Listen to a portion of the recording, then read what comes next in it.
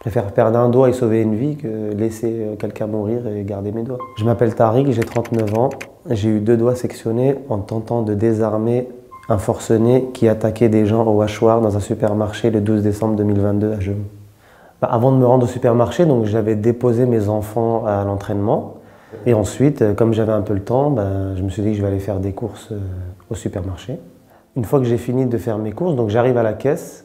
Donc il y avait un peu de monde à la caisse. Moi, j'avais que 3 articles, donc il y a 3 personnes qui me laissent passer devant eux. Et puis au moment de payer, j'entends du bruit, j'entends des gens crier. Et en me retournant, je vois un homme en train de frapper un autre jeune homme. Et donc je vois du sang qui gicle de la tête. Et puis c'est à ce moment-là que je me rends compte que là, il est en train de l'agresser avec des armes. Ça me prend 3 secondes pour me rendre compte de la gravité de ce qui se passe. Et je vois des gens en train de hurler, de courir, des gens en train de sauter, des gens en train de fuir dans le magasin. Parce qu'en fait, l'agresseur il bouchait la sortie, qu'il n'y avait qu'une seule sortie, donc les gens ils étaient un peu pris au piège. Et puis en fait, j'étais le seul que l'agresseur ne pouvait pas atteindre à ce moment-là. J'ai pas pensé à fuir parce que la première chose qui me suis venue dans mon esprit, c'est qu'il fallait intervenir, il fallait agir. J'avais le caddie à côté de moi, ça s'est mis en place en une fraction de seconde. J'ai pris le caddie et puis je lui ai foncé dessus. Il avait des armes, moi j'avais rien, donc au moins je prends le caddie puis je m'en sers de bouclier. Au moment où je prends le caddie pour lui foncer dessus, lui il me voit arriver. Donc il vient vers moi, il essaye de me mettre un coup de hache.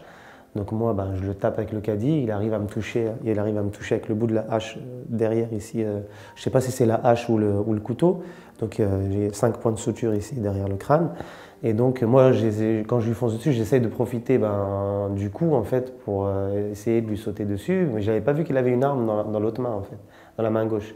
Et au moment où je saute dessus, il met un autre coup. Lui, il me vise ici. Et puis moi, en voyant que il va me toucher, je pense que c'est la hache parce qu'il m'a sectionné les doigts en un seul coup. Donc moi, je mets ma main et j'essaye d'attraper l'arme avec laquelle il me frappe. Et en fait, il me tranche les 2 doigts directement. C'est un geste de survie. J'ai essayé de me protéger le visage avec ce que j'avais. En fait, je ne me rends pas compte sur le moment qu'il m'a tranché les doigts. En fait, au moment où je le pousse, je cours vers l'intérieur du magasin. Là, il y avait une flaque de sang. Je glisse dans la flaque de sang. J'essaye de me rattraper avec ma main droite et c'est là que je ressens une grosse douleur. Et quand je regarde, je vois mon os de mon doigt et je vois plein de sang. Parce qu'en fait, j'avais un gant. C'était au mois de décembre, donc j'avais un gant. Et donc j'ai vu l'os qui sortait à travers le gant.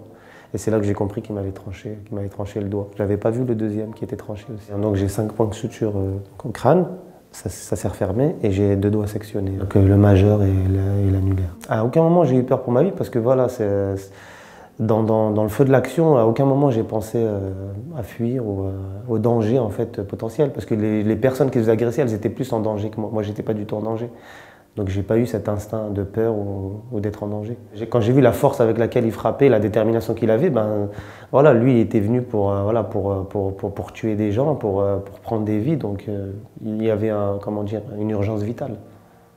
Du début de l'attaque jusqu'à la fin, il n'a pas prononcé une seule parole. À aucun moment il a parlé. C'était comme un robot qui était là déterminé pour faire ce qu'il voulait faire et c'est tout. Et après, j'ai appris qu'il était parti dans le fond du magasin, dans la réserve, puis il s'est tranché les veines et la carotide. Puis il est parti dans le fond du magasin pour se donner la mort. La police et les pompiers, en arrivant sur les lieux, pensaient que c'était une victime, parce que comme ils voyaient du sang partout, ils l'ont trouvé gisant dans une mare de sang, ils pensaient que c'était une victime aussi. Ils l'ont réanimé parce qu'il était en arrêt cardiaque. Et puis une fois réanimé, ils l'ont transféré en hélicoptère jusqu'à l'hôpital de Lille, où là-bas il a été sauvé. De ce qu'on sait, il est à la prison de Los à Lille, et jusqu'au jugement. Je dis qu'il avait un lourd passé schizophrène. Mais on ne sait pas s'il est placé en détention ou s'il est passé en maison psychiatrique à la prison de Los. On ne sait pas pourquoi il a décidé d'attaquer ce supermarché-là, ce jour-là, quand nous on était là. Après l'attaque, donc moi quand je sors sur le parking, il n'y a encore personne. Il y a des gens qui étaient là, qui avaient appelé la police, les pompiers. Mais moi quand on est sorti du magasin, il n'y avait encore personne. Donc moi il y a ma cousine qui habite juste à côté du supermarché. Donc un peu en panique, j'ai été chez elle. Et en fait, en arrivant chez elle, je lui demande de me déposer à l'hôpital. Donc je monte dans sa voiture, elle me ramène. Puis en repassant devant le supermarché, c'est là que je lui dis, attends, je vais récupérer mon doigt parce qu'on ne sait jamais. Donc on revient dans le supermarché et c'est à ce moment-là que la police, les pompiers, le SAMU, ils étaient tous arrivés voilà, au bout de 3 minutes. Ils m'ont pris en charge, ils ont mis le bout de mon doigt dans un sac voilà, réfrigéré, tout ça. Pour ma blessure à la main, pour récupérer mon doigt, j'ai eu un entretien avec le chirurgien. Donc il m'a expliqué que en fait, comme j'avais compressé ma main, en fait, l'artère de mon doigt s'était bouchée. Et donc que même si on regreffe le bout du doigt, ça serait un bout de phalange morte au bout du doigt parce qu'il ne serait pas alimenté en sang.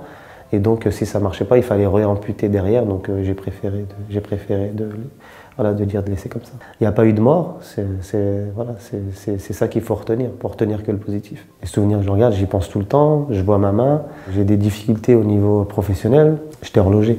À l'heure actuelle, avec l'état de ma main, je ne peux plus l'exercer. Donc c'est un peu une passade un peu difficile financièrement pour subvenir aux besoins de ma famille, parce que j'ai 3 enfants. Voilà, c'est une passe un peu difficile, mais voilà, on sait que ça va passer. Je pense que déjà ma blessure physique est devenue psychologique, parce que je la vois tout le temps. Ça m'empêche de faire énormément de choses. En fait, le souci, c'est pas que de le voir, c'est de sentir chaque chose que je touche, chaque chose que je fais. En fait, voilà, c'est ma main droite, je suis droitier. Donc tout ce que je fais, c'est avec la main droite. Donc voilà. Même sans le voir, je le ressens. En fait, c'est la vue et le ressenti. C'est comme si on m'enfonce un coup de poignard en fait dans le doigt. Et après, voilà, c'est plus des insomnies ou voilà, comme j'ai des flashs en fait, j'ai toujours des flashs de ce jour, de l'attaque. Donc voilà, c'est un peu ces choses-là qui perturbent un peu mon mode de vie. Moi, avec le recul, mon acte, je pense que c'était vrai. Encore à l'heure d'aujourd'hui, je pense que c'était obligatoire. De toute façon, je regrette rien. Ça a permis de sauver des vies, il n'y a pas eu de mort. Donc pour moi, c'est le principal. Je préfère perdre un doigt et sauver une vie que laisser quelqu'un mourir et garder mes doigts. Selon moi, par rapport à la capacité de chacun, on se doit tous de réagir lorsqu'on assiste à des agressions, à des vols, à toutes sortes d'agressions. À toutes ces personnes qui pourraient assister à une agression, ce que je leur dis, c'est d'intervenir. Peut-être pas physiquement si on n'a pas la capacité physique, mais au moins d'apporter secours, d'appeler les secours, c'est déjà une intervention. Et puis surtout, de s'unir, et puis parce que l'union fait la force, une personne ne pourra jamais en vaincre plusieurs, donc on a toujours la capacité de faire quelque chose.